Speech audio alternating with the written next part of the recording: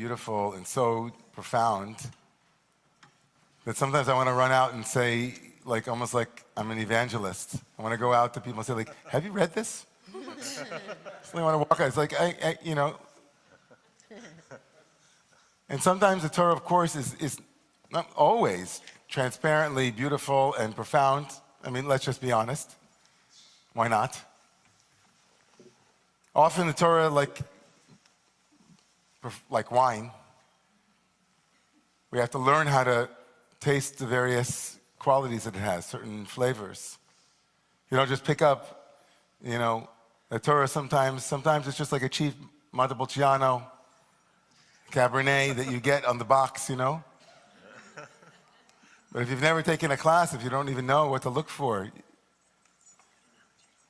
And so this week's Torah portion is so beautiful on every level. You can pick it up and just chug it. But if you smell it a little bit, the oak, the pepper, it's really amazing. Jacob is at the center of the story in Torah. And Jacob earns, in this week's Torah portion, he earns his name as Ish Emet, the man of truth. Often people wonder, how did Jacob become associated in the tradition with the quality of truth?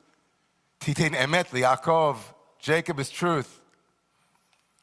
He's not a very truthful person, to be honest. But Jacob earns that title, that moniker this week, because truth in this week's Torah portion is not truth in the abstract. It's not a truth that is static. Jacob earns the moniker this week because maybe for the first time in his life, instead of trying to deceive other people, he tries to be honest with himself. And that's the hardest thing to do. Jacob in this week's Torah portion, just to give you like a sense of where we were, and by the way, as Cantor Smith was singing that song, that beautiful song, Katonti, from Yonatan Razel, the words are taken from this week's Torah portion where Jacob is about to meet his brother Esau, whom he hasn't seen in 20 years, and he's terrified because in order for Jacob to go home, he has to go by the way of his brother. 20 years before, Jacob had stolen a blessing that had been intended for his brother Esau. And when Esau realized that his brother had stolen the blessing, of course, Rebekah put him up to it, but Jacob went along with it. When Esau heard that his brother had stolen the blessing from him, he screamed a scream that the rabbis say is still being heard today.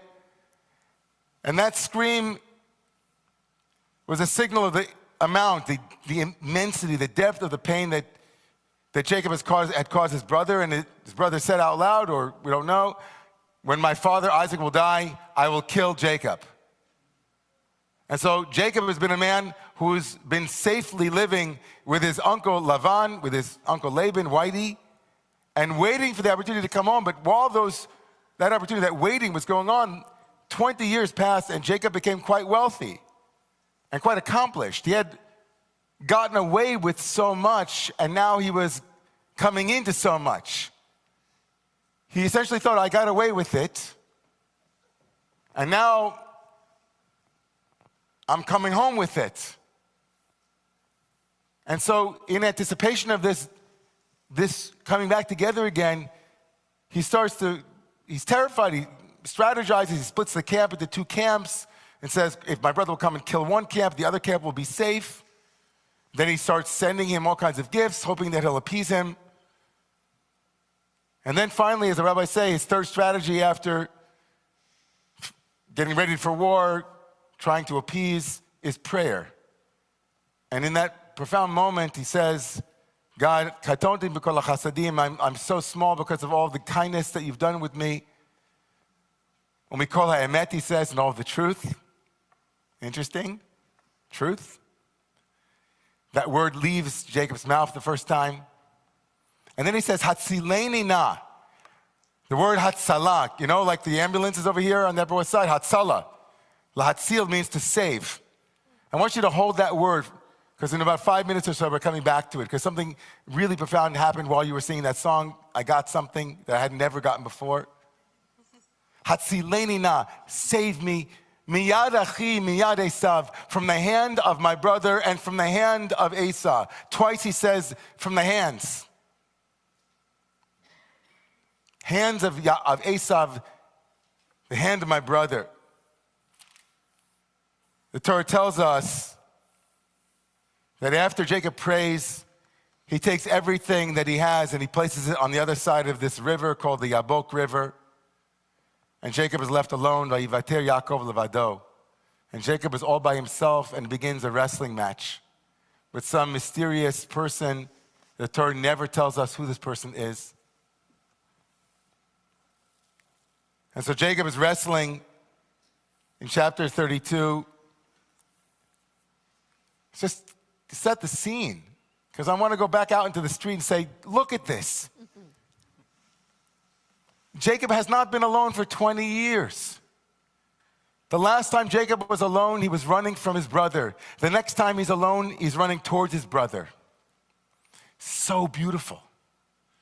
The last time Jacob was alone, he crossed over the Jordan River, he said, with my shteko, with my stick. He had nothing. He got away from there. He got away with it. And now he's alone and he's not getting away with it. He's giving it away. He takes everything that has defined him for 20 years, everything that had been built upon the primal lie where he said, I am Esau. That primal moment of, I am not really that person. In order to receive the blessing, I will be whatever I need to be to receive the blessing. And when Isaac asked him, are you my son Esau, Jacob? Right, remember that? And do you remember why Isaac asked him, are you my son Esau? Because he felt the hands of Jacob. Jacob was wearing the clothing of his brother. And so beautifully, powerfully, Isaac says, and all the listeners to this story hear it, he says, wow, ha-yadayim yedei Esav, the hands. Oh, the hands are the hands of Esau. But the voice is the voice of Jacob. Jacob had been defined by those hands. Jacob was defined by the hands of his brother, the very thing, his calling card. Jacob became a man of the hands. He was atracht and running and doing. 20 years he's impersonating his brother. And now finally all of the fruits of that impersonation, of that ruse, are now on the other side of the Jacob River, the Yabok River, the same letters as his name. And now Jacob stands alone again, naked, no clothing of his brother, no fruits of that lie. He now stands for the first time in 20 years in that place. And so he wrestles. And the Torah tells us that Vayar ki lo yacholo, this mysterious man couldn't overcome Jacob. Jacob couldn't overcome them. It was a kind of tie. And then he dislocates his hip. He saw that he could not prevail, so he broke his hip. As someone who's been recovering for 8 months with a broken hip, that must have hurt. And now the man who is known for running, the man whose name means heel, H-E-E-L, defined by the legs, the man who doesn't really know how to fight but knows how to flight. He's grounded. He slows down. There's a primal wound that he's been running from. And then, of course, we know this moment, he says to him, will you bless me? Jacob asked for a blessing. You don't have enough blessings, Jacob?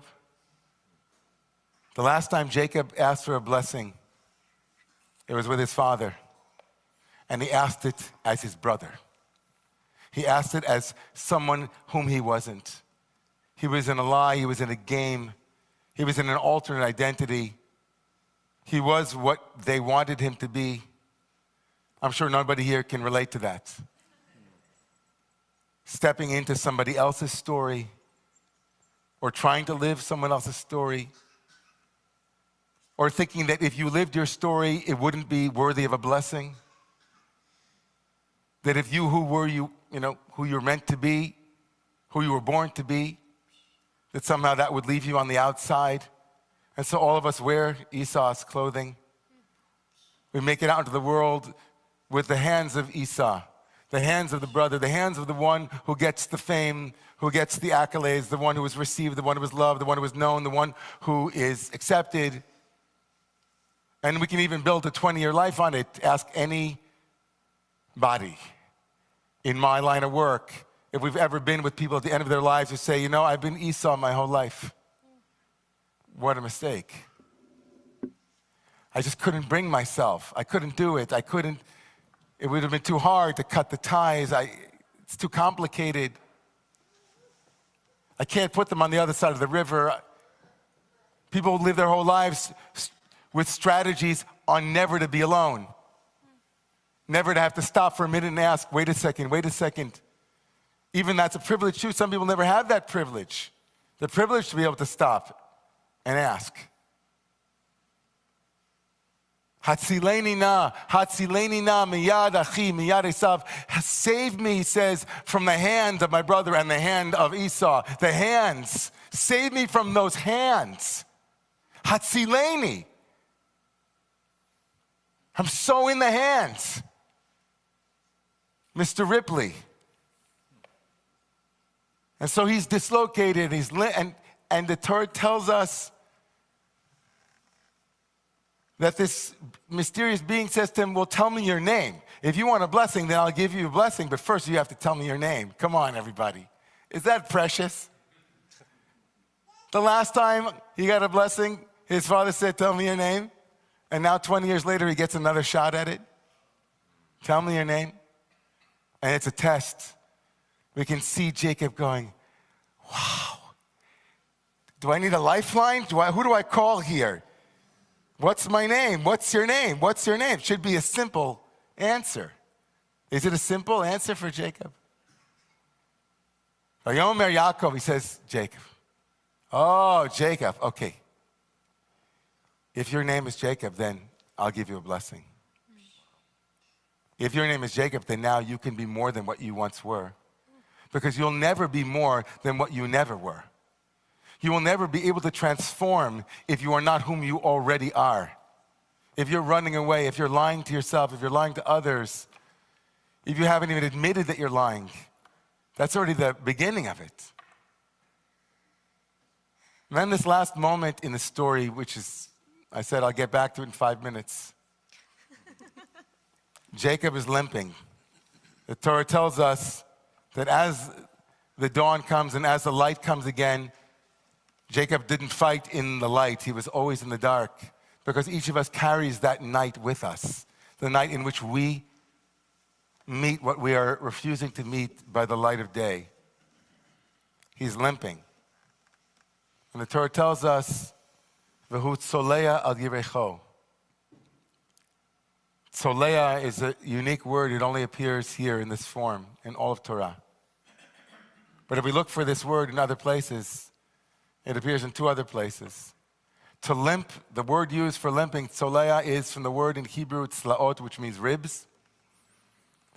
And its first usage is in the story of Adam and Eve, where Adam's partner is built from the tzela, from the side of his body. Tzoleya, to limp, means to favor one side. He's limping on only one side. It's so perfect because the word tzoleya also sounds a lot like latzil, hatzileni. He was saved because he was limping. What saved him was that he stopped trying to be 2 things. He stopped trying to be what he wasn't. As long as he kept thinking, oh, this Jacob walk is not enough. You know this one, where you're just on the one leg, the Jacob leg? I got to get back over here with Esau. As long as Jacob wasn't willing to acknowledge that he's only one side of it, he's only going to be one, he's going to be himself. One sela, one side. That was his hatzalah. That's what saved him. Hatzileni na. Help me to know which side I am. Save me from the hands. Save me from the lies. Save me from those shadows. Save me. I want to limp. Because limping will at least be true. It'll be honest. I'll be ish emet, a man of truth, and not playing the game of Jacob, getting away with it. So I want to be an evangelist. Because to be someone who is a child of Jacob means to know how to wrestle in the night. To be a child of Jacob means someone who has the courage to put all the things that are not true about us on one side and for a moment stand alone and naked. To be a child of Jacob doesn't mean to have arrived at a final identity that one can present on their resume, but at least to be willing to wrestle. At least be willing to be injured by a confrontation with truth, with our own truth, the truth of others as they appear to us, to be in the mix of it and not to be running from it. At times I feel like the first Jacob. At times I feel like him trying to throw out, right, to choreograph my life in a way so that I don't ever have to deal with the demon that's waiting for me when I get alone for 5 minutes. But then I wouldn't be Ish Emet. I wouldn't be a man of truth, a person who wants truth. One of the most profound pieces of Torah about that limp is that it was a constant reminder to Jacob that it's not worth it to run. It's not worth it to stand on 2 feet if that second foot is not yours. It's not yours. You're not on solid ground. It's not worth it. Better to be someone who has that wound that will become your wisdom, that wound that will teach you, that wound that will remind you when you forget. We don't know if Jacob ever regained his natural walking pattern. We don't know. It doesn't say anywhere in Torah, and Jacob healed from the broken hip. And in fact, if anything, the Torah tells us that we're never, ever supposed to forget about Jacob's dislocated hip. We don't eat the sinew that is known as the sciatic nerve, or the sinew of the hip, which is called the gira nashe, the ligament of nashe. And the most profound understanding of that dietary restriction is that the word nashe, the sinew of nashe, is connected to the name Menashe, which means to forget. We don't eat the forgetting vein. The gira nashe is the nerve or the sinew that is connected with a sense of amnesia, a sense of, oh, I've been unconscious now for a decade. Don't eat from that. Yesterday I had a chance to stand in front of about 2,000 people on 68th Street or something like that, at a rally that was to say out loud and proud who I am, who many Jewish New Yorkers are, in the wake of a protest that took place in front of a synagogue last week. Not getting into the details of it. And the sermon is not intended to relitigate that or to even use it to talk about my Zionism tonight or my support for the nation of Israel and the land of Israel. But just generically to say that there comes a moment for all of us when that which we're wrestling with will ask us what our name is. And we need all the help we can. Love and lovers, communities, friends, family, if we're lucky, to be able to say, go ahead. Tell them you're Jacob. Let go of your brother's story, his hands, and hold on to your side. Settle into it. Be that. Be you. I'll tell you, every dance, as dancers know, every dance is itself full of faith. The faith to lift one leg and then be standing in a place of instability. And better, I think, to find our ground by losing it, to find our true identity by letting go of those that aren't us, and to live our lives without that kind of faith, without that kind of dancing. So I just want to bless all of us tonight. This is a really deep parsha. And there are a lot of Jacobs in this room who've been impersonating Esau. I'll be the first one to say it. I just want to bless all of us, the power of this story, that we see clearly the ways in which we avoid that conversation. We avoid that kind of hatzalah, that kind of being saved. And may the Holy One of Blessing bless us, each and every one of us, with the strength to be ourselves, to be who we are, and to call that forth in others as well, in our communities. And let us say, Amen. Amen. Please rise for the Aleinu and the Mourner's Kaddish.